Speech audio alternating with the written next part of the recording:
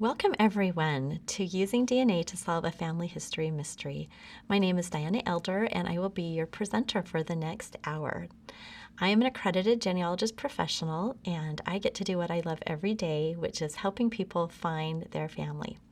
Today, we are going to be doing a case study on one of my client projects, and I think you'll enjoy seeing how we've used DNA to solve his mystery. Before we do that, I want to start with a quote. So this is by President George Q. Cannon, and he said, "It is a great labor devolving upon us. It is your duty now to rise up, all of you, and trace your genealogies and begin to exercise the powers which belong to the saviors of men. And when you do this in earnest, you will begin to comprehend how widespread, how numerous your ancestors are, for whom temple work has to be performed, in order that they may be brought into the fold. And when you get stopped, the Lord will reveal further information to you, and in this way the work of salvation and redemption will be accomplished." So what stood out to you from that quote? Well, a couple things stood out to me. One of them is this little thought, when you do this in earnest. So sometimes we approach our genealogy work just here and there, hit and miss, an hour here, an hour there, and we expect to be able to find all the answers. Well, if we're going to do it in earnest, that requires that we spend some focused time on a specific research problem, which is what I'm going to teach you how to do today. When we add DNA to the mix, there's even more necessity to really focus in. Now, the other statement that caught my attention was at the end. The Lord will reveal further information to you, and in this way the work of salvation and redemption will be accomplished. So I consider DNA to be a great gift from the Lord to help us in our genealogy. There are so many situations where we were at brick walls and we had no idea how to go forward with identifying our family, and DNA has opened up so many doors. But with anything, with any new tool, we need to learn how to use it. And so we're going to talk about that today and how DNA can help us solve our family mysteries. Before we get into our case study, let's think about genealogy trees. And here you can see a fan chart. And a fan chart shows you in the middle and it extends out to all of your ancestors.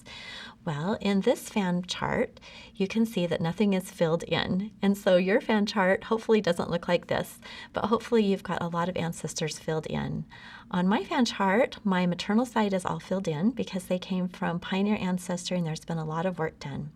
In contrast, my paternal side, from my father who was a convert when I was just a baby, has a lot of holes. His lines are all out of the South, and we've run into many, many brick walls in trying to figure out his ancestors. And so DNA is starting to help us identify more and more of those ancestors. So regardless of what your genealogical family tree looks like, you can make progress when you start working more with DNA. Now, let's talk about your genetic family tree. You have a genetic family tree as well. And you see some spots on here that are white. And those are the places where you will not have inherited any DNA from an ancestor. And this is because you inherit less and less of DNA from your ancestors as your tree goes further back in time. And we'll talk a little bit more about that, but just be aware that there will be some great-great-great-great-grandparents that you may not have received DNA from. That doesn't mean they're not your ancestors, they're just not genetic. They didn't give you any of their DNA. They're still on your genealogical family tree. You might have situations where you find out that there was an event back in time where the supposed parent was not the real parent, not the genetic parent. And so you can choose to have both on your family tree. So we never know what we're going to discover when we do DNA, and that is another thing to be aware of, that there can be tricky things in our discoveries. Let's take a look at average amounts of DNA shared in family relationships. So I am going to kind of highlight some of these. So here we are. This is you, this is me, and we are going to get 50% of our DNA from our parents. Each of our parents gave us 50% of their DNA. We're going to give 50% to our children, and we're going to share 50% with our siblings, brothers and sisters. Now, those are our very closest connections, so we have the 50%. When we go back a further connection, we divide that in half. So, what does that mean? Well, now grandchildren will be only 25% shared DNA. Grandparents will be 25% shared DNA. Nieces and nephews will be 25% DNA because they're a further connection removed from us. And so it goes. When we go back in time, we have great-grandparents, 12.5%, great-great-grandparents, 6.25%, until we get back to where there may not be any DNA that we inherit from a great-great-great-great-great-great ancestor.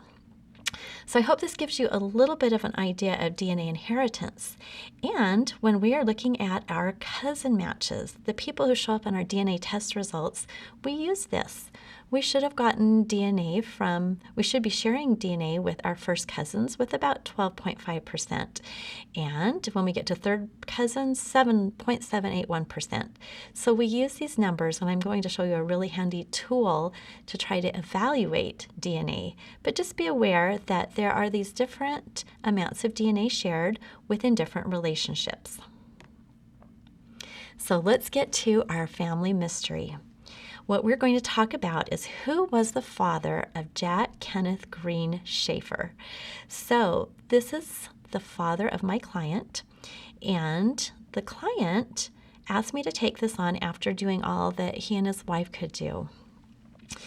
So Jack Kenneth Green Schaefer, born 1926 in Oklahoma and died 2012 in Oklahoma.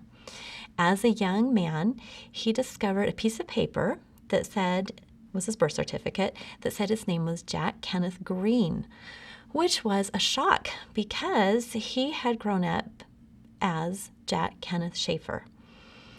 What in truth was his father was an adopted relationship. Mr. Schaefer was his adopted father, and here was a paper saying that his father was a Mr. Green. Now, when he showed it to his mother was very upset, took it away and said, "We are never talking of this again." And throughout her life, even in her later years, when approached, she would never reveal any further information about who Jack's biological father could be. Now, when his mother had passed away and there were still no answers, Jack eventually passed away also. And his son, Jack Kenneth Jr., decided to take on the hunt, and he was the client. At this time, there was more information being put online, and so using online materials on Ancestry and Family Search, they did a lot of research on greens. Is there a Mr. Green? And they had found, going through the mother's papers, a picture with the name Curtis Green on the back, and wondered if this could be the mysterious Mr. Green. But of course, there was no real answer in the documents that they could find. And so with DNA testing coming on board, Jack did both a Y-DNA test for his paternal line and an autosomal DNA test to just get all of his cousin matches. And DNA proved to be the tool that was needed to solve this mystery. Now, as we're going through this, I'm going to reference often the genealogy research process. And this is how, when I spoke at the beginning about really doing a project in earnest, this is what you can do. These are steps you may have thought of or heard of. Maybe you've inadvertently done some of these steps. But if you're like me, when I started doing genealogy, I was just more interested in the hunt rather than in documenting and trying to put together my conclusions in a written form. And so I wasn't very good at doing all of these steps, which is why I didn't make progress on my brick walls. So now, in my client work and in my own personal genealogy, I do these simple steps. They're small and simple things that, when put together, lead you to success. So the first one is an objective. Why an objective? Well, we all have research questions, but we can't answer them all at once. So to really, really make progress, we've got to focus in on a specific research question. And when we're using DNA, it's got to be one that could be answered with DNA. And so we're looking for a research question that DNA can help us answer. And here are some examples. We might be trying to determine a paternal line. For example, I did a lot of work on my paternal line with the surname of Royston. This family had come from Oklahoma to California in the 1930s, and as I was doing the documentary research, I thought that my family lined up with a Virginia ancestor who came over from England in 1635. That's a long ways from California to 1635 in Virginia, and I thought that my research was pretty sound. But when I was approached to be part of a Y-DNA research group, I found a descendant who was a Royston, completely down through his line, and he tested and he was 100% match with other Roystons who had stayed in Virginia and who had lines back to this original ancestor. So through that, I was able to really confirm my connection and the work I had done. Now, in Jack's case, he doesn't know what his surname is, and so he wanted to do the Y-DNA test to see if that would give him some answers. Now, another type of test that can answer a DNA research question is called the MT, or mitochondrial DNA test.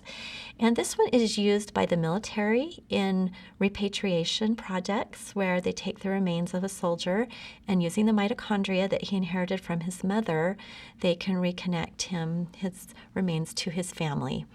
And we can use mitochondrial DNA in direct maternal line research. Autosomal is what we're most familiar with. This is what we use because our 22 autosomes can match up with anyone else. And so this is what a lot of people are using to find results and cousin matches on all the big testing companies, the autosomal DNA.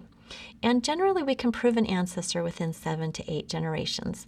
It gets more difficult every generation you go back, but as I said at the beginning, you don't get DNA from all your ancestors, and past 7 to 8 generations, the amount of DNA you get is so minuscule that it's difficult to prove any further back. We can also use xDNA, which helps us narrow down cousin matches because of the inheritance pattern of the X chromosome. So as you can see, there are a lot of different things that we can use with DNA.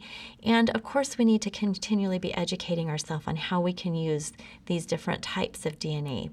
But for our case, we are going to use Y-DNA and autosomal DNA. Those were the two types that would work for solving the mystery of who is Mr. Green. Now, when we create that objective to guide our research, we're trying to prove a hypothesized identity or biological relationship. So let's say you've got an ancestor named Charles Smith, and you've traced him back to Virginia in a certain county, but the only problem is there are 3 or 4 other men of the same name. Men of the same name is a common problem. Well, through DNA testing, you can try to determine which one is your Charles Smith. So you can prove that hypothesized identity, or you can prove a biological relationship. When we create our objective, we use key identifiers, and this just means the complete name, dates, and places. And so in our case study with Jack, this is how it reads. Identify the biological father of Jack Kenneth Green Schaefer. Jack was born 10 July 1926 in Oklahoma City, Oklahoma, and died June 12th in Norman, Cleveland County, Oklahoma. So we're not trying to write a great novel with this objective. We are just putting down the bare basic facts. And why do we need to do this? Well, if I come across a record for Jack and I can't quite remember what his birth date was, it's right there in my objective. And the same with his death date. We're trying to match records to our people, and having the details right there helps us stay on focus, helps us know how to match up our research. So we've got our objective, to find that biological father. Now we need to do some analysis, and this is a step where we analyze everything. We analyze all the records we've found or that are out there, and we analyze the DNA. So a really great way to do this is to gather all the documentary sources together in a timeline. A timeline will help us see if there's some gaps in the research. It will help us make connections that we maybe didn't notice before, and it's just a great tool for looking at everything we have done again.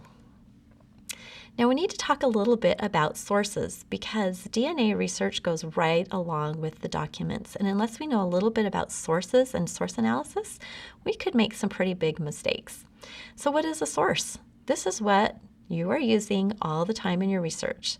I would wager to bet you've used censuses, death certificates, gravestones, tax records. They can even be something like a sampler or a family Bible record. A source can be anything. It can be a person relating information on the family.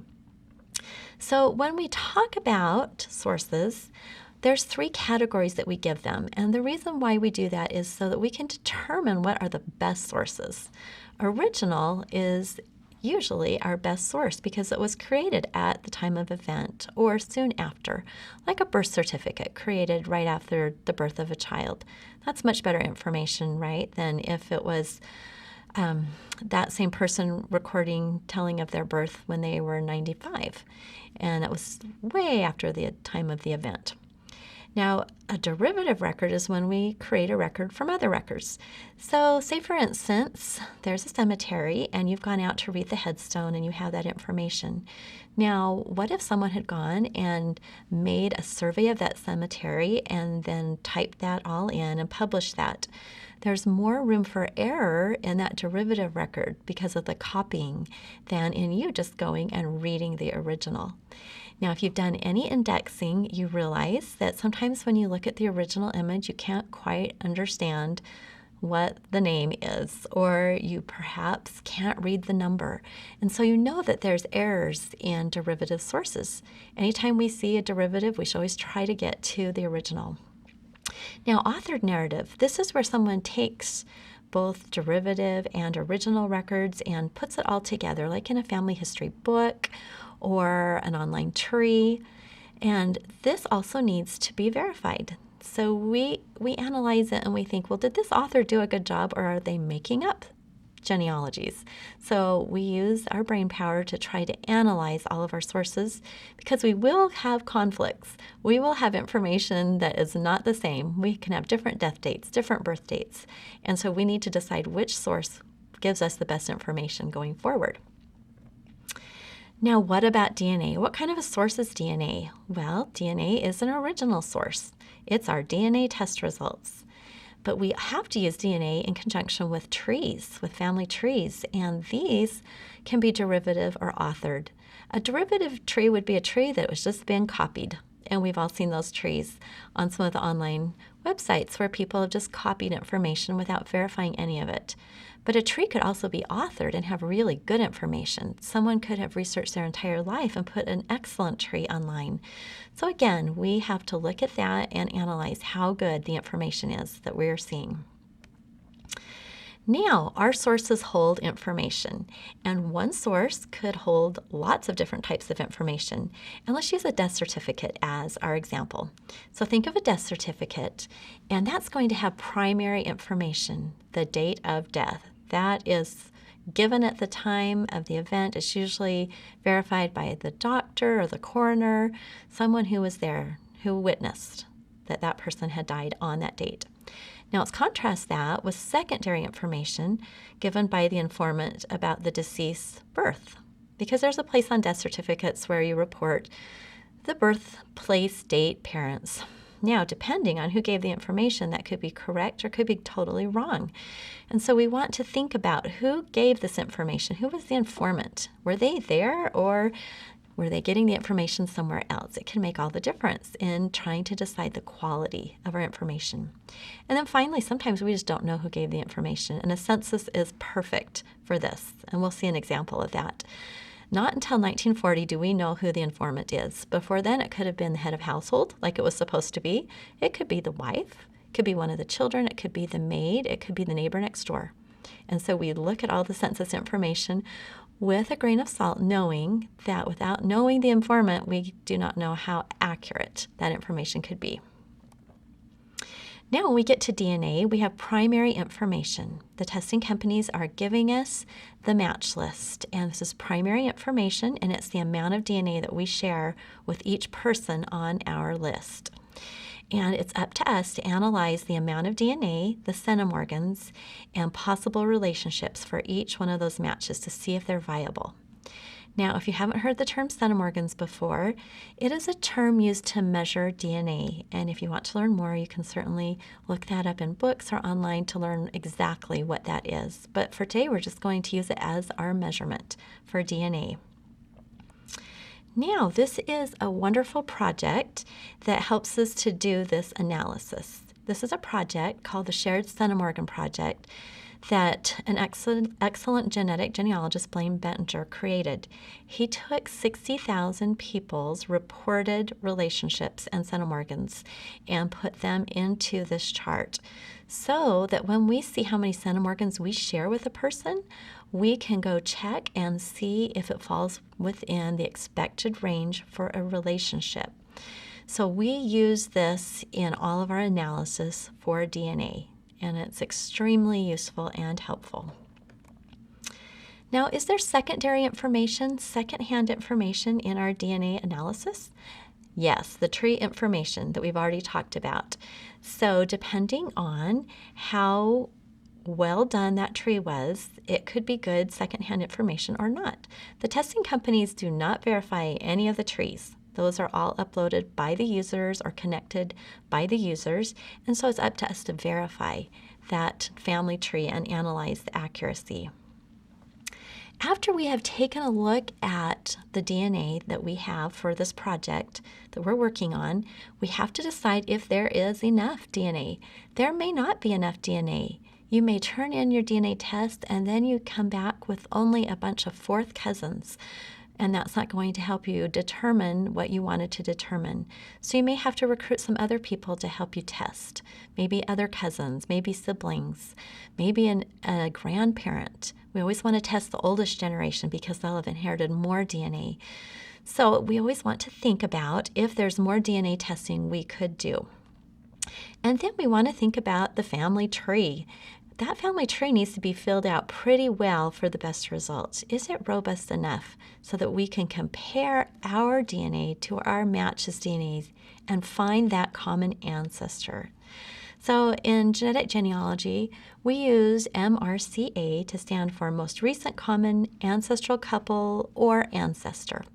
Often we do not know specifically which of the couple we receive the DNA from. We can only receive it from one, but because we often don't know, we will often just use the term couple. So here's a key concept that I will probably keep repeating. DNA must be used in combination with known family relationships and genealogical records. We cannot do this without using both. So we have our DNA information, we go to genealogical records, and then we can use it as proof to find out our relationships. And sometimes this goes back and forth. We find DNA, we find genealogy. We go back to DNA, we go back to genealogy. In fact, that is the pattern. We go back and forth over and over again until we have enough evidence to prove a relationship. So, to find out who the mysterious Mr. Green is, we're going to use both documentary and DNA evidence to solve our case. So in this step of analyzing the documentary sources and the DNA sources, I like to do this in a spreadsheet or a table, and I've just done a little sample table here. The first three lines are for documents, a census, a marriage, and another census, which is the starting point that the client had. And then we have a couple lines for the DNA. Now we're going to go through each of these in detail. So I just wanted to give you an idea of what, your analysis could look like.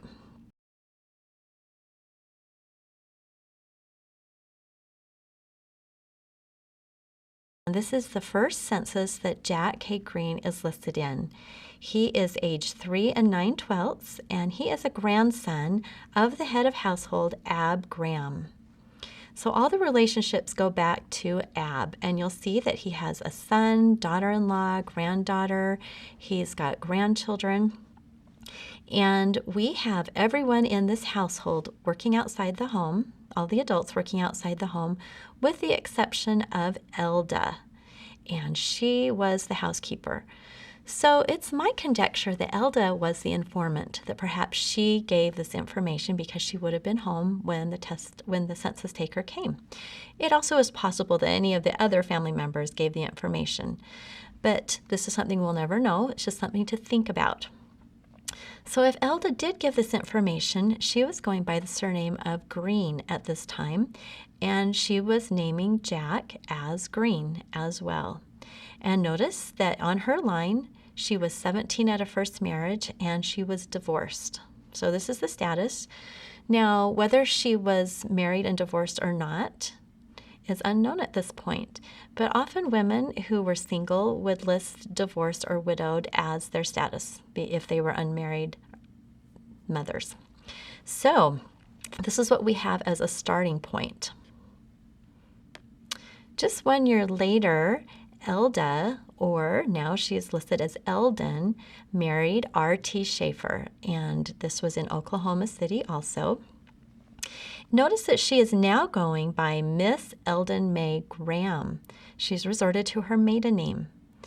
Possibly she was never married, and this is her legal name.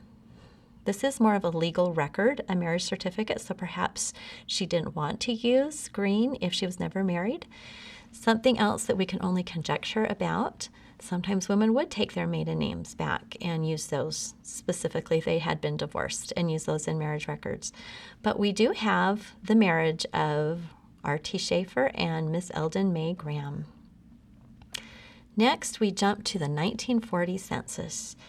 And without Ab in this census and Jack, we might question if this is the same family, because Eldon is now going by Susie Ann Schaefer, her married name. So we have a whole different name for her now. But here's Richard Schaefer, Richard T. Schaefer, and we have Jack, who's aged appropriately. He's now 13, and we have Ab Graham, who Eldon, Susie, always lived with. And so we can verify this is the family, and it matches. So those 3 documents, which were the starting point for this project, did not identify anything about a Mr. Green. All we learned was that indeed Jack was going by Green, according to Eldon, or the head of household, in 1930. So Green was in the picture. So let's go to DNA and do some analysis of the DNA. So with this being a male line from Jack Jr. to Jack Sr. to the possible father, Y-DNA should give us some good clues. Y-DNA is inherited from father's son to son all along the patrilineal line. Now this can go back for thousands of generations, because the males only males inherit the Y chromosome, and it's largely unchanged.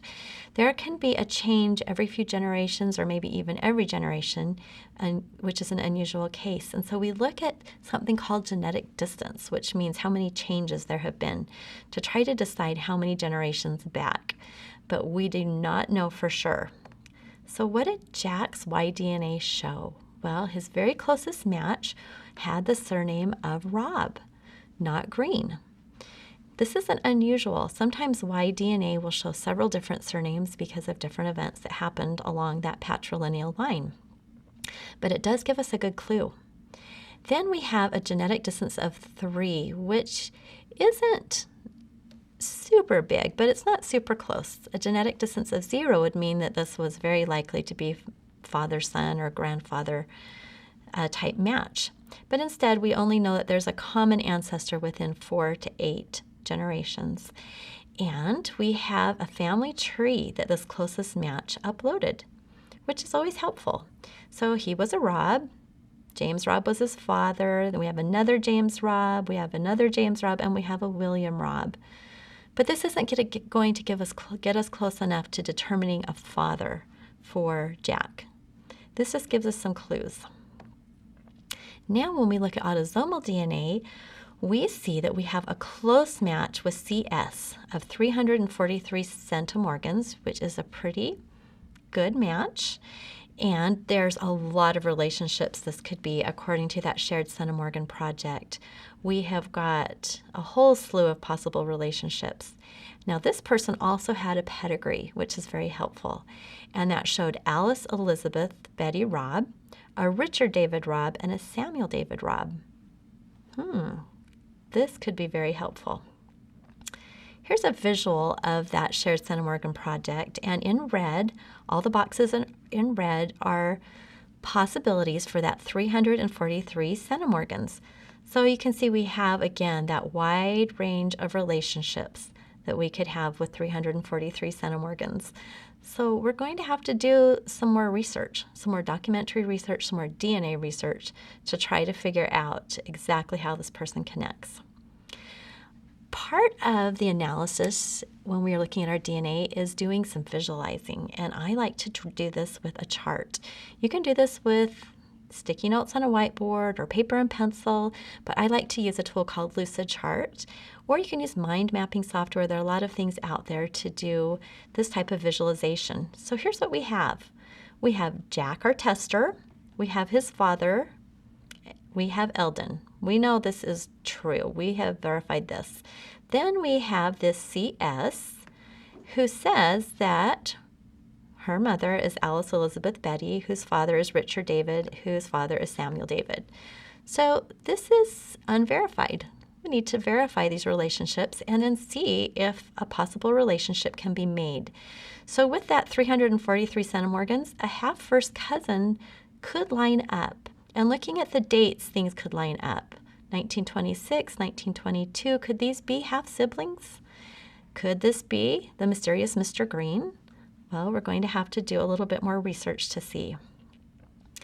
So you might want to jump right now to researching, but it's important to next take a look at the location to see what records are available and to see a little bit more about the time period.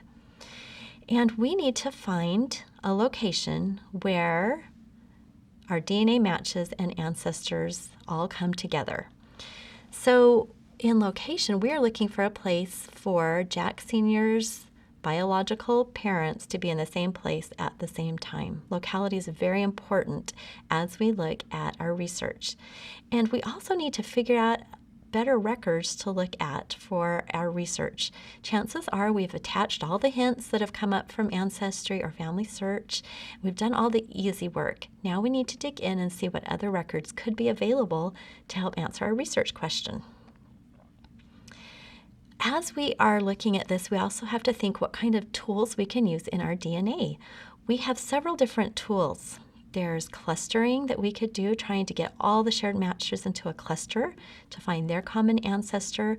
We could use charting, which is what I have showed you a little bit with the Lucidchart. We could use triangulation, trying to see if there are ancestors that go back to a common ancestor or segments that all match. 3 people that match is called triangulation on a certain segment. We can work with segment matching. These are getting to be more complicated tools, but they can be used in different DNA problems to help us. So we have to learn a little bit about these different tools and how to use them. And the more we learn about the tools, the better we'll be in working with DNA. So when I was looking at the locality for Oklahoma City for this question of who is Mr. Green, I saw that Oklahoma City has the census. We already looked at one of the census records, but I also saw that there were city directories, and those are even better many times in the census because they track people from year to year. And I needed to find people in 1925 that were living in that locality. And I saw that there were also marriage and divorce records and birth records. So there's some good things that I can use here for discussing this or for tracing Mr. Green. Now, looking at DNA possible tools, the client, Jack Jr., had his ancestry or had his DNA on all different websites. He has it on Ancestry DNA, Family Tree DNA, 23andMe. So I can use results from all 3 of those, and then he also has the Y-DNA project. And then I also can use Lucidchart and that shared centimorgan project. So for this case, I determined I didn't need to use segment data, that I could use all of this information. So we don't need to use every single tool for every research problem with DNA. We look at it and try to think what would be best for helping us. So we've looked a little bit at Locality. Now it's time to make a plan for our research. And this is where we go back to that evidence analysis and we summarize it. What did we learn? What do we see? And we create a hypothesis. What do we think happened? We're using clues and what we're trying to prove. And then we identify the sources that are going to help us prove that. So we identify document research, and we choose some DNA strategies and tools. We've explored a lot of different things. Now we make a plan, and then we prioritize it. Because if we're looking for a record proving birth, we want to start with a birth certificate, not a land record. So we start with the records that are most likely to give us our research answer. So, hypothesis. The father of Jack Kenneth Schaefer may have been Richard David Robb, also known as Mr. Green. Now, how did I arrive at this hypothesis? Well, it was that closest DNA match, and it seemed to line up. And so I'm going to start with this hypothesis. We have to have a starting place, someone to research to try to figure out the answer. So here's my plan. Search the birth records of Oklahoma for the birth certificate of Jack. Search marriage and divorce indexes. Search city directories. Search more censuses. And in each case, I want to look for Greens and Grahams and Robbs, because those are the surnames that are seeming to be important. Now, I'm also going to use Lucidchart to chart those matches and look at the centimorgan amounts and use that shared centimorgan project to make sure it makes sense. And I've got to verify those family trees. So there's my strategy. There's my plan. Now, on to the research phase. This is the fun part. This is what everybody wants to do right away. As we're researching, it's really important to keep a research log and to create our source citations. And so I'm going to talk about citations first and then research log, but these two steps pretty much are simultaneous. So why do we need to document our sources and information? Well, first of all, it gives credibility to our research, and it allows someone else to retrace our steps and verify the sources. It forces the researcher, us, to really analyze the source. When we're creating a citation, we have to know what we're talking about. And it shows we've really researched everything that could be researched. It keeps us from plagiarizing, copying other people's words, and it's really helpful to show that we are good researchers. So we do source citations for both documentary and genetic sources. Doing a source citation doesn't have to be super hard, and I like to just use the 5 questions that the Board for Certification of Genealogists has in genealogy standards. Who created the source? What is the source? When was the source created? Where is the source, and where within is the source? So there's a lot of material that you can study to learn about doing source citations. So we're just going to show some brief examples of how I created source citations in the course of the research. So the first thing on the research plan was to just look at birth records.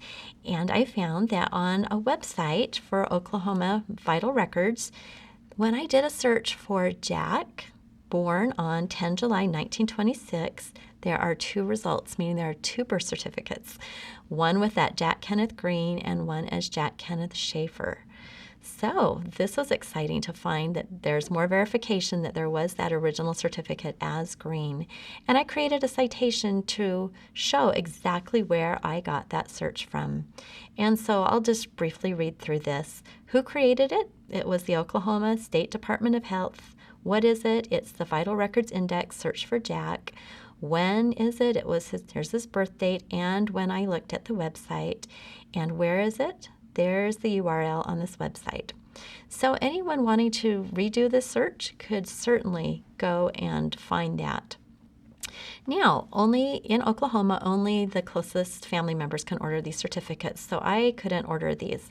But I put in suggestions for the client to order these and see exactly what they look like. There is likely no good identifying information there, but that is something that can be done in the future. Now, another search that I wanted to do was for that divorce of Eldon. 1930, she said she was divorced. Is there a record? Jack was conceived in 1925. If she was married in that year, then there should be a marriage or a divorce between 1925 and 1930. But this was a negative search for Eldon. And so searching for Green, Graham, I had to page through the microfilm. And you can see that I paged from images 811 to 825. I really don't want to repeat that search. How many times have we repeated searches because we did not put it in a research log or create a source citation to show exactly what we did? So as a professional genealogist, I track every one of my searches, and that helps me to not repeat and waste time. And any genealogist can do this. Now, as I was working on the DNA, I also created source citations for my report that I would give the client. And so we can cite charts, tables, information. A lot of people don't understand DNA, and we have to explain it, and we want to give proper credit to those who are discussing this in online articles, blogs, or books. And so we can use citations to show where we got our information. And then we can also cite different matches. And here's a source citation for that CS and the shared match on Ancestry DNA. So that helps to give validity to our research. Now we want to keep all of this research in our research log so we can see what we are doing. Our research can get so complicated, and unless we keep track of it, we can spin our wheels. So I like to keep an electronic research log, and this I keep in my ancestor or my family file on my computer files. And I like the electronic log because you could copy and paste from different websites, and you can add your links to your online records. And here's just a sample screenshot of what my spreadsheet looks like for the documentary sources of this project. So I'm going to go through some of these actual columns to give you an idea of what you could put in your research log. I like to list the date I searched because sometimes I don't remember when I did a search, and often our websites or our databases are updated, and we want to see if we can go back and search again for that elusive record. I like to keep track of exactly what repository it is, where I searched. I like to include the URL. This is where I put a link.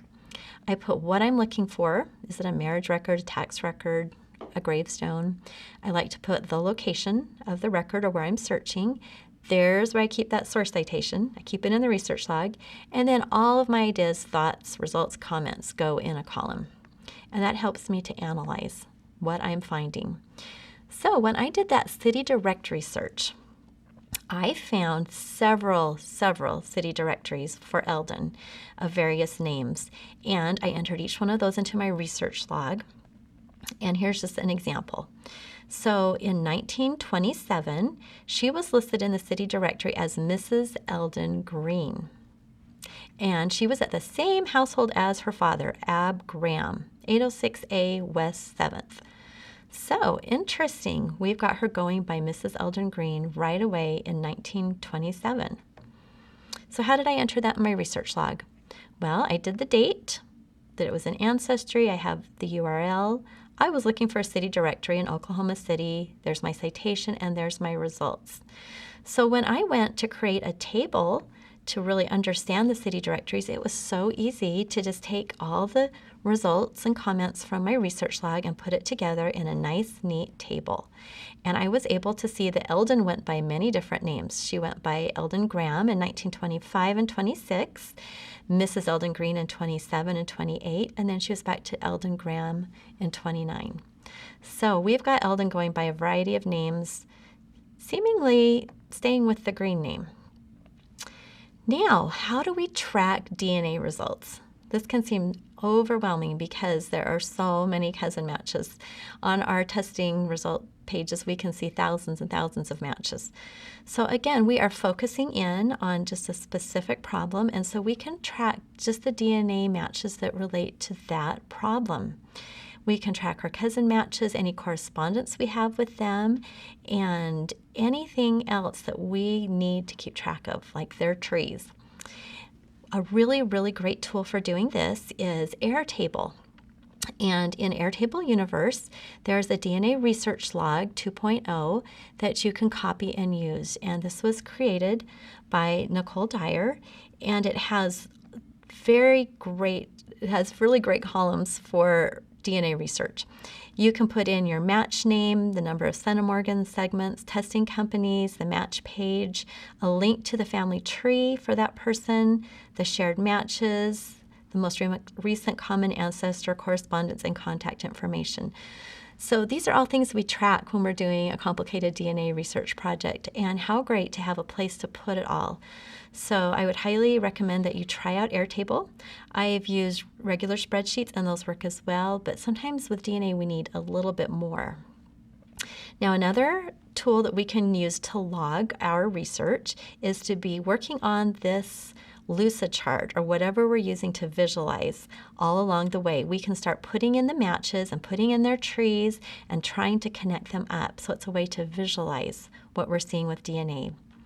So to remember with our case study, we have got this CS and Alice Elizabeth Betty Robb and Richard David Robb. And so this visualization, we're still working on trying to see if this is the hypothesized Mr. Green.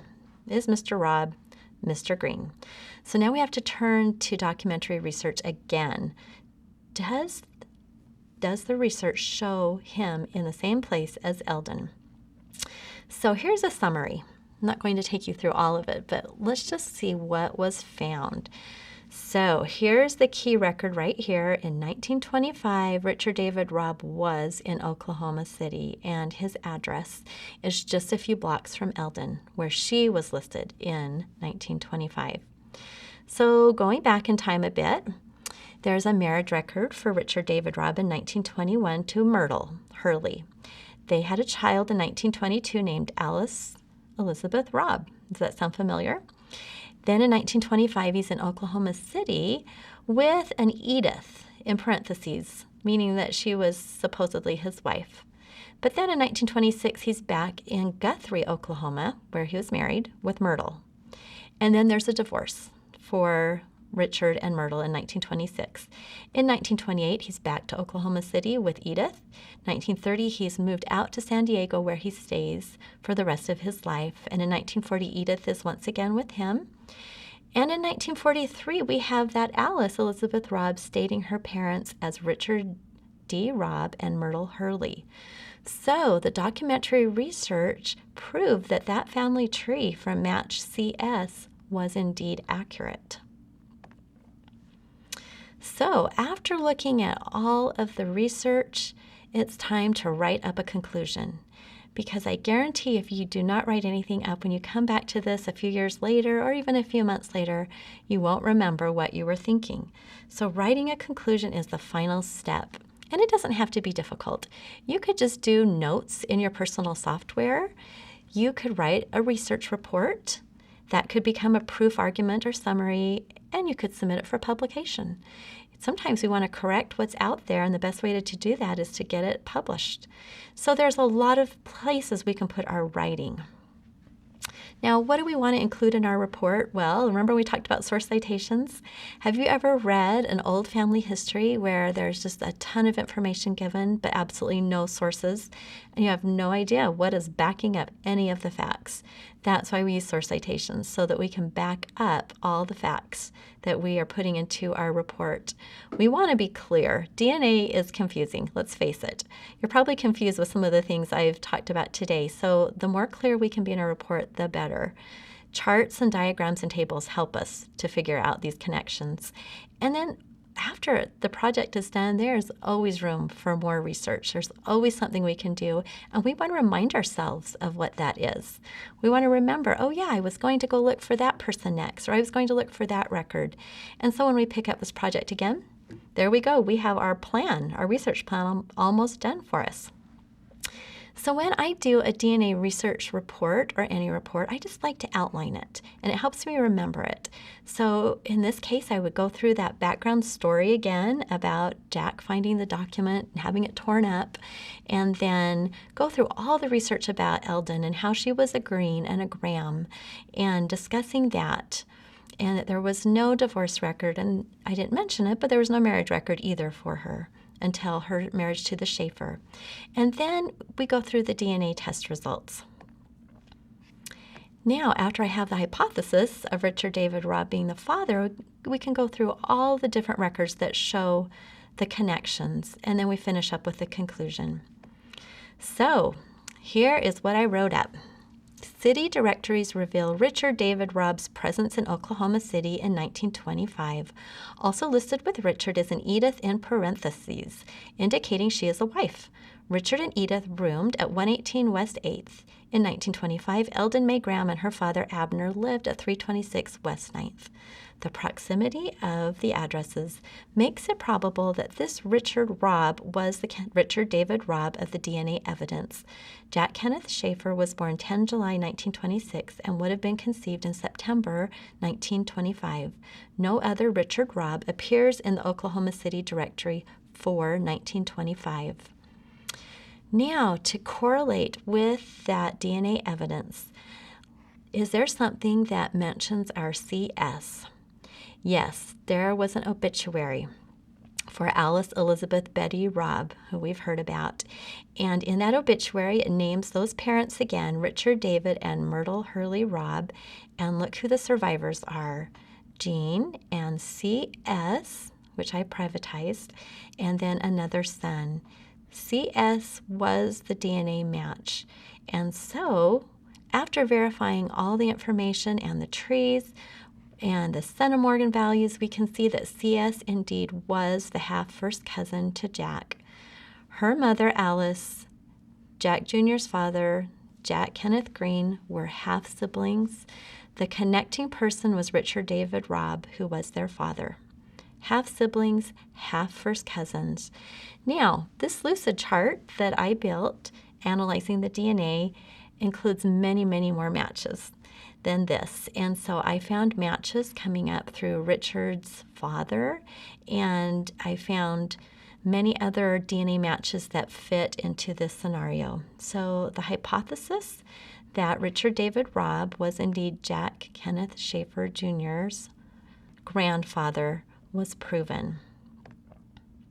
In conclusion, I wrote, through DNA and documentary evidence, the father of Jack Kenneth Schaefer was proven to be Richard David Robb. Richard had married Myrtle Hurley in 1921, but was living with Edith George in Oklahoma City in the mid-1920s. He was present in the city directory of 1925 and in the same neighborhood as Eldon Graham. Their relationship is unknown, but the result was the child born in 1926 and named Jack Kenneth Green by his mother, Eldon. Eldon also used the surname Green in the 1930 census and some city directory listings. So what do we do last? Future research.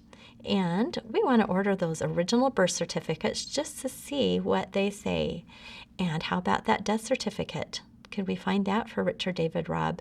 And then we can also continue to research the Robb ancestry. Now that Richard David Robb has been shown to be the ancestor, more research can take place on his ancestry.